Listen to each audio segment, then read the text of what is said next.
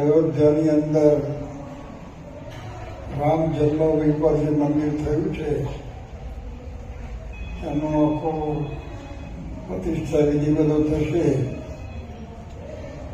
રામચંદ્રજી ભગવાન વિશે પેલી ઈશ્વરચંદ સગડીને બધા થોડી ઘણી બધી વાતો કરી.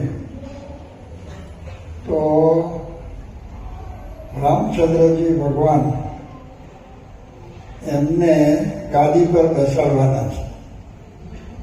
બધું નક્કી થઈ ગયું છે, જાહેરાત થઈ ગઈ છે, તોરણો બંધાઈ ગયા છે અને અયોધ્યાના બધા જ નાના મોટા બધા જ રાજી છે. કઈ જેણે રામચંદ્રજી ભગવાનને આ જંગલમાં મોકલવાનો પ્રયત્ન કર્યો કે કઈકઈને પણ રામચંદ્રજી માટે અત્યંત પ્રેમ હતો અને એણે એક મહેલ તૈયાર કરેલો. તો એને પૂછવામાં આવ્યું કે આ મહેલ તમે કોને માટે કરાયો છે? તો એમણે કહ્યું નહીં કે હું સમય આવે કહીશ કે મેં એને રામચંદ્રજી માટે તૈયાર કરેલો. એ વાત છે. પણ જ્યારે રામચંદ્રજી ભગવાનને આ જંગલમાં જવાનું થયું એટલે એમાં બધું કારણભૂત કે મંત્રા બની. જ્યારે જાહેરાત થઈ કે હવે રામચંદ્રજી ભગવાન અહીં ગાદી પર બિરાજશે ત્યારે કઈ અતિશય રાજી થયા. એની પાસે જે દાગીનો હતો એ કાઢીને મંત્રાને આપ્યો, પણ મંત્રાએ નાખી દીધો. કોઈ નાખે? થોડો પિત્તળનો છે, પિત્તળનો તો ન નાખે. તું શું કરે છે? અરે કે તમને ખબર નથી, આ રામચંદ્રજી ગદીએ બેસશે એટલે તમારું ઠેકાણું નહીં રહે. આવા કઈ શબ્દો નાખ્યા. પણ એમ કઈ માને એવા નહોતા. પણ કોણ જાણે કેમ એવા શબ્દો એને પાડ્યા અને એને કહ્યું, એને બેસી ગયું. અને દશરથ પાસે એને જે પેલા વાર માગેલા એ પ્રસંગ હું કહેતો નથી કે કઈ એને મંત્ર એને યાદ કરાયા. અને પછી જયારે ગાદી પર બેસવાનું થયું રામચંદ્રજીને, ત્યારે કઈએ આ દશરથને કહ્યું કે તમે પેલા 2 વર મને આપવાના કહેલા એ મને આપો. તૈયાર છું કે શું કે રામચંદ્રજી આ ગાદી ઉપર ભરત બેસે. શોખ લાગ્યું કે કઈ વાંધો નહીં. દશરથને વાંધો નતો, કોઈ વાંધો નતો. પણ બીજો શોટ માર્યો કે રામચંદ્રજીને 14 વર્ષનું જંગલ અને દશરથ અને વિડીયો ઉતરેલી છે, તો શોધી કાઢજો. અને એમાં પછી દશરથ જે રડ્યા છે, કઈકઈના પગમાં આરોપ્યા છે કે તું શું કરે છે? કઈ સાંભળે જ નહીં.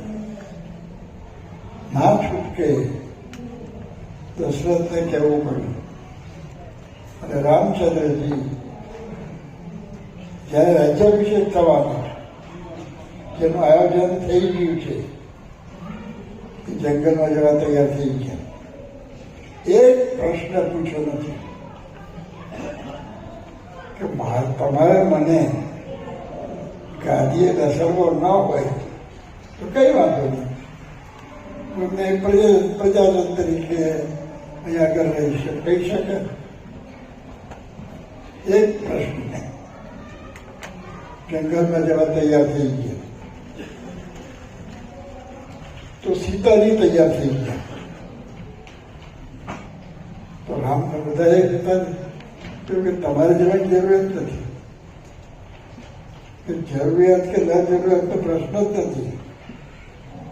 રામચંદ્રજી મારા પતિ છે અને હું એની પત્ની છું, તો હું એનો પડછાયો જ છું.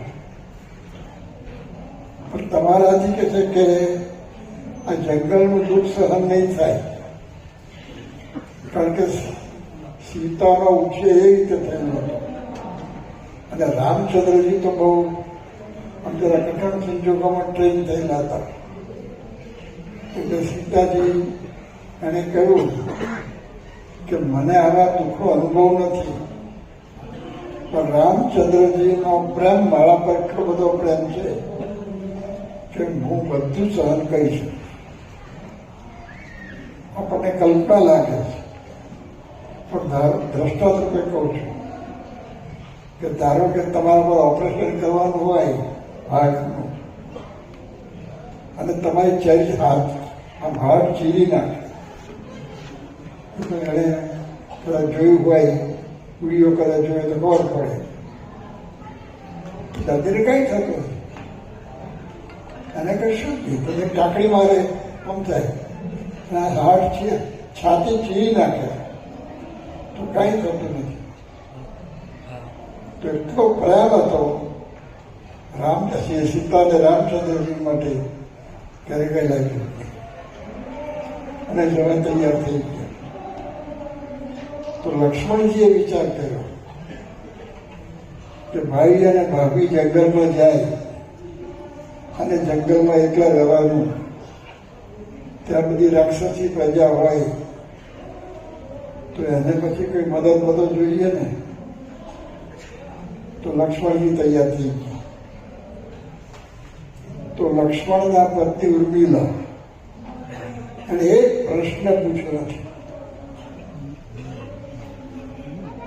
તમારે શું કહેવાનું, તમને ક્યાં આદેશ? પ્રશ્ન જ નહીં. તો ઉર્મિલાએ કોઈ દિવસ કઈ વાત જ કરી નથી અને રામચંદ્રજીનું ભજન કરે. તો ભરતને ખબર પડી અને ભરત આવ્યા અને કહ્યું કે તમારે ગાદી પર બેસવાનું છે. અને આ બધું કોનું કાર્ય હતું?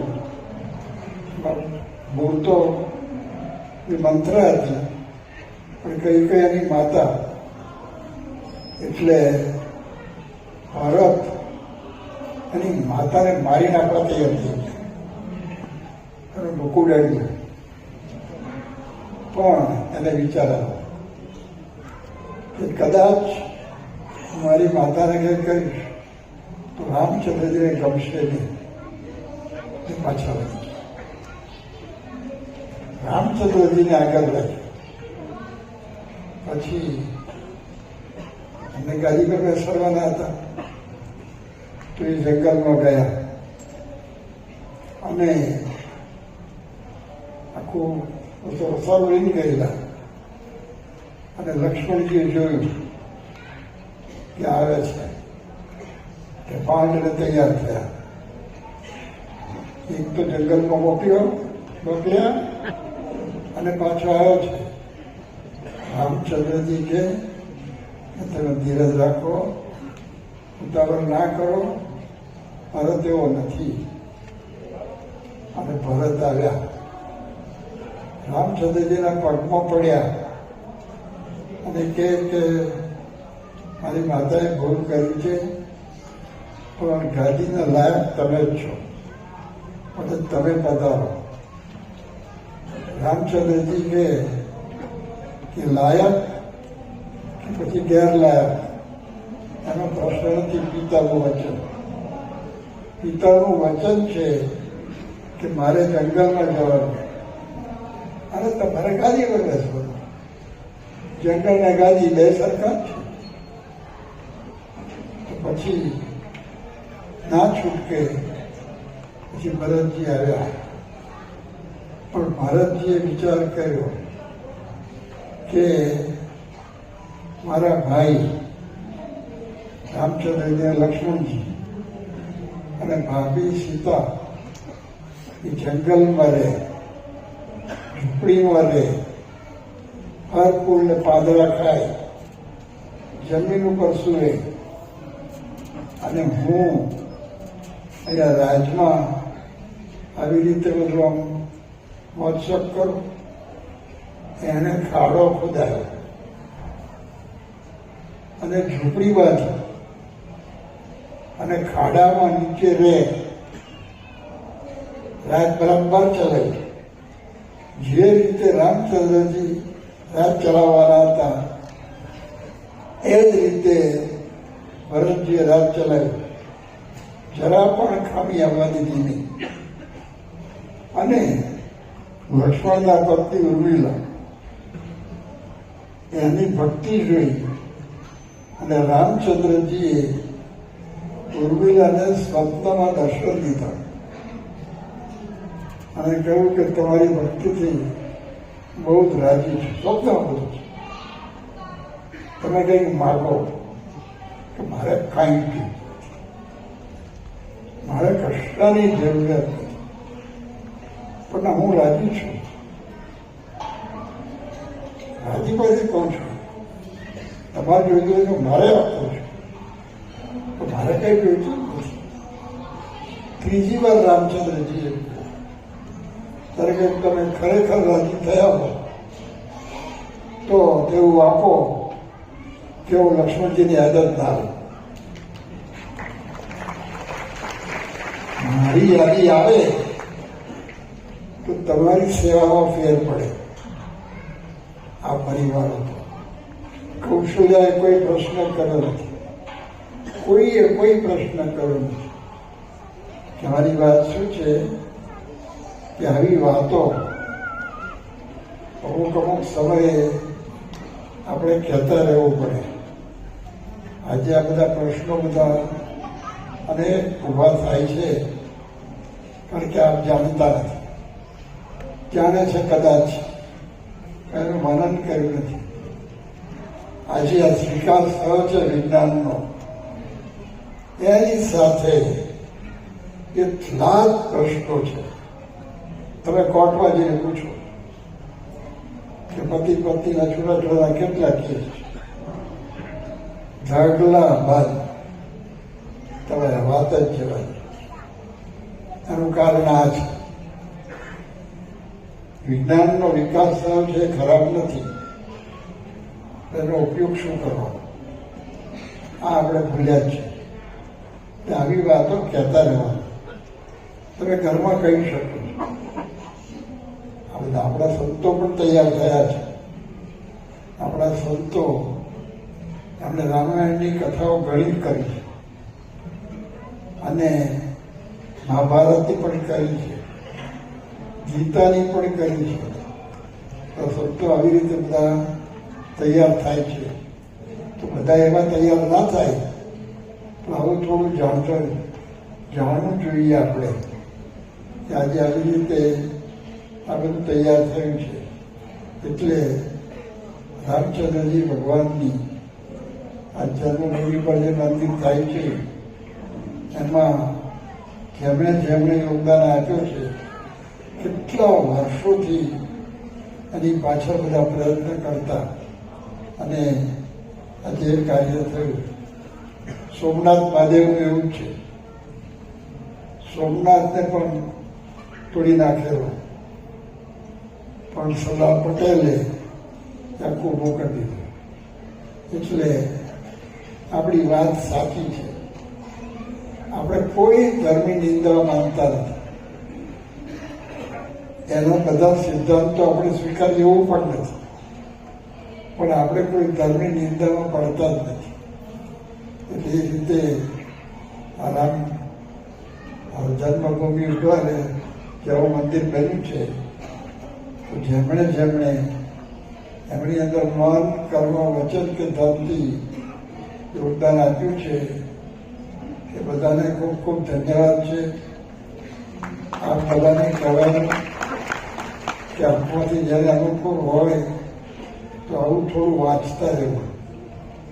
આપણા સંતોએ રામાયણ ઉપર જે પ્રવચનો કર્યા છે જે કથાઓ કરી છે એ પણ શોધી કાઢીને સાંભળતા રહો તો પરિવારમાં કંઈક થોડોક સુધારો આવશે કે આવું કંઈક કરી શકાય છે. અઘરું લાગે છે પણ અઘરું નથી. અત્યારે બધી આ ટેકનોલોજી આગળ વધી છે. આવી વાતો કે આપણે બધી સાંભળતા જઈએ કે આપણે આપણા ઘરમાં બધા સભ્યોને એ વાત સંભળાવતા રહીએ તો આ બધું કાર્ય આ થાય છે. આજે આપણે અત્યારથી વાત ઈશ્વર સ્વામીએ કરી યોગીજી મહારાજ ત્યાં પધારેલા એ બધા પણ ત્યાં આગળ ગયેલા તે વખત તો બહુ બધું કડક હતું. એ રીતે આખું બધું વાત તૈયાર થયું છે. એટલે અને અયોધ્યા તો રામ સ્વામિનારાયણ ભગવાન છપૈયામાં પ્રગટ થયા પણ વધુ રહ્યા છે અયોધ્યા ત્યાં આગળ. અને રોજ ત્યાં મંદિરે દર્શને જતા અને ત્યાં આગળ ત્યાંથી બધી કથા સાંભળતા. એ પણ સ્વામિનારાયણ ભગવાનનો અયોધ્યા સાથેનો આખો ઇતિહાસ છે. અને સ્વામિનારાયણ ભગવાન અયોધ્યા પાસેથી જે સરયુ નદી વહેંચે એમાં રોજ સ્નાન કરવા જતા અને એમણે 11 વર્ષની ઉંમરે આ સંસારનો ત્યાગ કર્યો. આ સરયુ નદીમાં ઝંપલાયું. હવે સરયુ નદી જુઓ એનો પ્રવાહ 11 વર્ષની ઉંમર એ પ્રવાહમાં સ્વામિનારાયણ ભગવાન કઈ રીતે તર્યા હશે. આપણે સ્વિમિંગ પુલમાં તરવું હોય તો કેટલી તૈયારી કરવી પડે છે. આ નદીમાં તર્યા છે.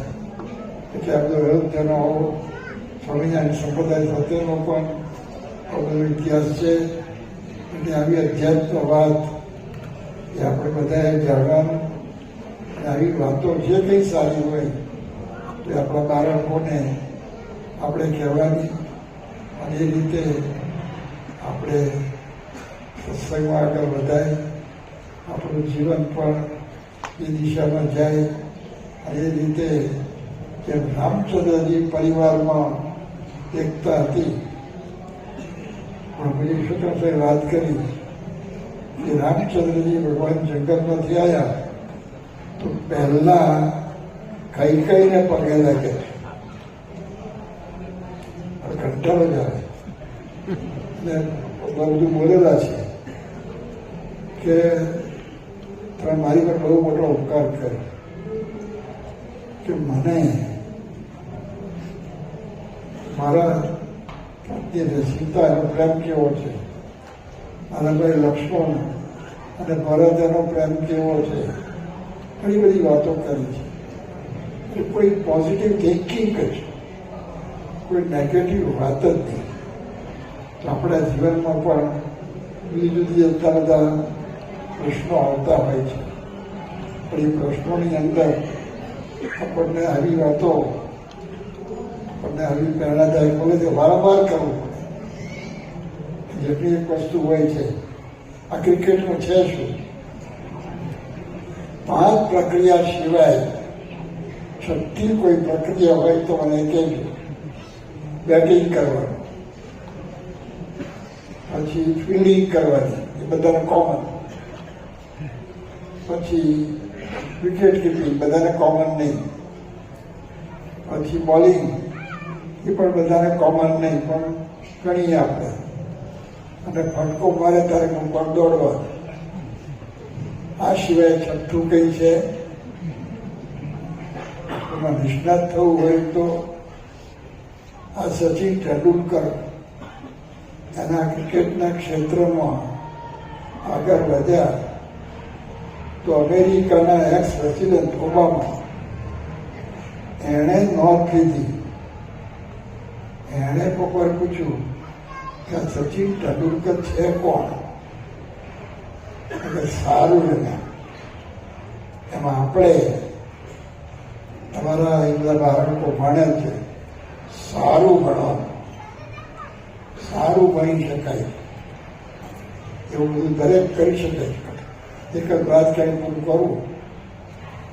હમણાં મેં અમેરિકા હતા અને હું ઘણી વાર સૌમાં વાત કરતો મંગેશ માસ્કર કે મંગેશ માસ્કર મુંબઈમાં ઝૂંપડપટ્ટીમાં રહે જોગેશ્વરી કે ગોરેગાંવમાં.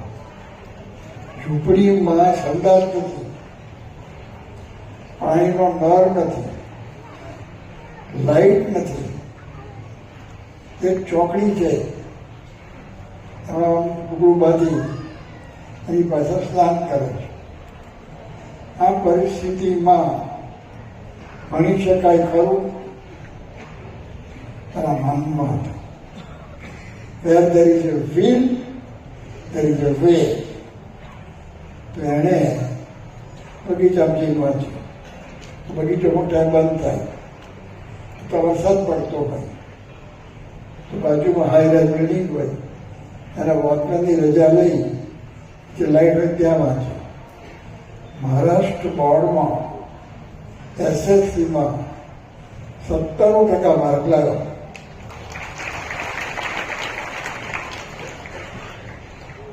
પછી આગળ વધ્યો અને પછી ન્યુઝીલેન્ડ ગયો હતો. આ વાત હું અવારનવાર કરતો હોઉં છું. એ વાત અમેરિકા પહોંચે તો એ મંગેશ ભાસ્કર અત્યારે અમેરિકામાં ડલાસમાં છે અને ત્યાંથી મારી પર ફોન આવ્યો. વિડીયો પર મેં એને જોયા. બાજુમાં એનો દીકરો ઉભેલો. પછી આમ કરતે હું અમેરિકા ગયો ત્યારે એને બોલાયા અને સભામાં બધાનો ઓળખાણ કરાવડાઈ કે આ ઝૂંપડપટ્ટીમાં રહેનાર આ રીતે અમેરિકા પહોંચ્યા છે અને એના દીકરાને આખી શ્રીમદ ભગવદ્ ગીતા કંઠસ્થ છે. આ રવિન્દ્ર અક્ષરધામ એના ઉદઘાટનમાં આવ્યા હતા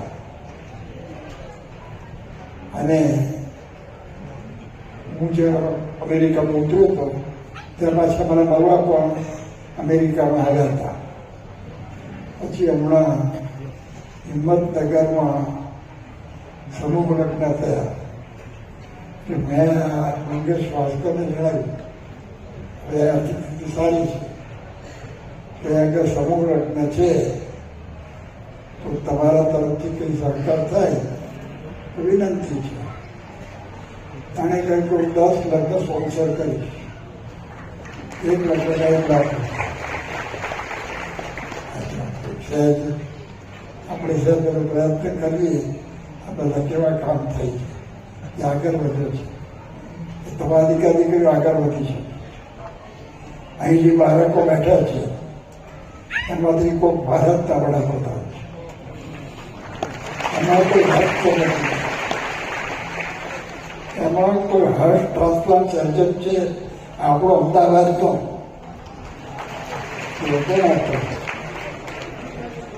હરિકૃષ્ણ દોશી અહીં રહેતો અને એને પ્રમુખ સાહેબ મારે સહકાર આપ્યો અને કરમસદ મેડિકલ કોલેજમાં ભણ્યો. પછી MS થયો. પછી આગળ ગયો ત્યાં ઇંગ્લેન્ડમાં છે અને રૂબરૂ મને મળેલો છે અને ઘણા સંતો બધા એને ઓળખે છે. અત્યારે એ હાર્ટ ટ્રાન્સપ્લાન્ટ સર્જન છે. એ મૃત્યુ પામેલા માણસનું હૃદય કાઢી અને પેલા માણસમાં ટ્રાન્સફર કરે એ આપણો હરિકૃષ્ણ દોશી કરે છે. આપણે કંઈ દરેક રીતે આગળ વધી શકીએ છીએ. આ અભિમાનની વાત નથી પણ હું જાણવું જોઈએ. તમે બધા જાગો, જાગેલા જ છો. આ રીતે જાગવાનું મનુસ્મૃતિમાં લખ્યું છે કે એક સંસ્કારી માતા 10 લાખ સારા શિક્ષકનું કાર્ય કરી શકે. સ્કૂલ આપણી ઘરમાં જ છે. એનો એવો નથી કે સ્કૂલમાં ના મૂકો. સામુદાયિક જાગૃતિ આ રીતે બધા તૈયાર થાય એ માટે બધાને વિશેષ ભાર મળે અને રામચંદ્રજી ભગવાનનો મહિમા બધો કાલે ઉદઘાટન થશે એ પ્રવર્તે એ માટે બધાને ખૂબ ખૂબ બળ મળે, પ્રેરણા મળે એવી સૂચના ભગવાન અને શ્રેષ્ઠના ચરણોમાં પ્રાર્થના.